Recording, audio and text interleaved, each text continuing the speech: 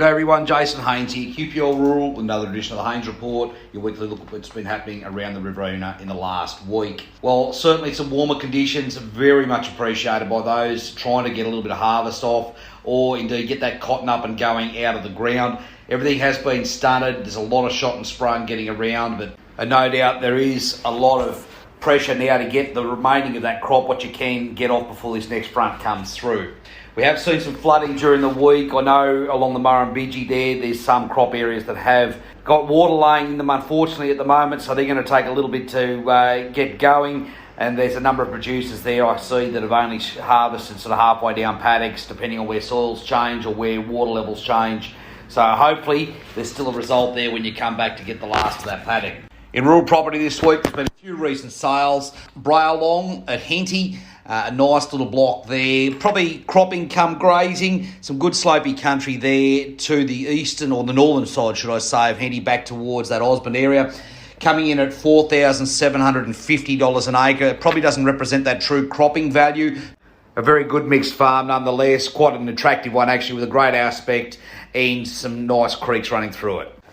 Okay, back to our own patch. Obviously, we're getting a lot of inquiry on property at the moment. It's quite unprecedented, really. One thing that has stuck its head up, though, we are getting inquiry not only from farmer looking to buy farmers, next door neighbours, or getting starter blocks, but also investors. Now, these are private individuals in most cases looking to invest in properties as a form of savings.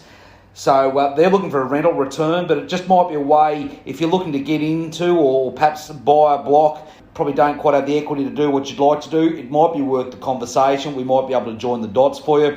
So please, if you've got something in mind, feel free to give me a call, and we're happy to discuss options with you.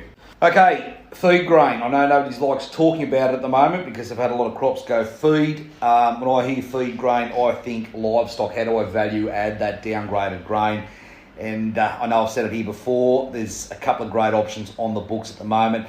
We've got a couple of dairies on the books, one in Victoria, one in New South Wales at the moment. These are great value-adding enterprises for feed grain. Even if feed grain's back down, $250, $300 a tonne, 30 cents in, and you're pulling $1 out in regards to milk. And piggeries, very much the same, $1 in, $4 out. Now, obviously, it's not all that simple, but nonetheless, these are very good upscaling or value-adding propositions at the moment.